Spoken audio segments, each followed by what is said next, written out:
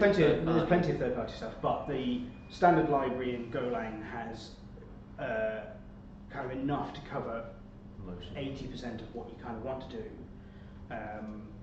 without, say, like the Java world or the Node world, where actually kind of what you can do standard is very, very small, and you kind of default to let's bring in another NPM package, and then we get things like leftpad and the current, the recent attacks, like supply chain attacks that you've had in NPM land and things like that.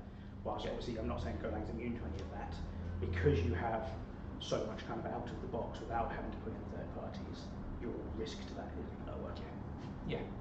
I'm also remembering zero dependencies was the name of my company. Yes. Yeah. Because this is very much in line. Too many times I got woken up in the night by a build failing and it causing a problem, or getting into work the next day because an upstream dependency had changed something. Yes.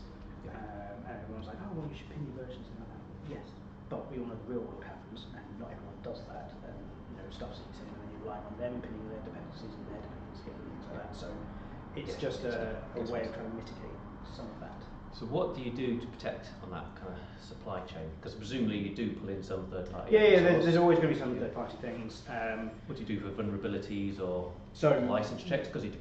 So one of the great things that is good about Golang as well is the kind of the tool chain that you come out of the box has a static analysis tool built in, there's a linting tool built in, there's your unit testing framework built in, and things like that, whereas, again, in Java world you'd have to bring in JUnit or something like that. You kind of get all this out of the box, so then trying to do that, becomes 3-4 lines in your makefile rather than here's a whole great big build script where I can make sure I bring in all these dependencies. You still need to make sure that you're kind of pinning your dependency versions, as I said, you're not immune to that. But you're bringing in far less. Like most services have maybe 10 third-party dependencies coming in, not 100. Yes, yeah. Your risk surface is small, but if you're pinning it and a vulnerability is discovered yesterday, would you know about it today? Assuming it's been announced, obviously. Yeah.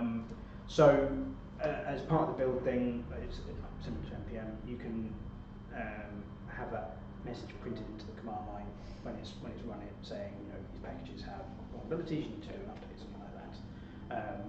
There's a certain amount of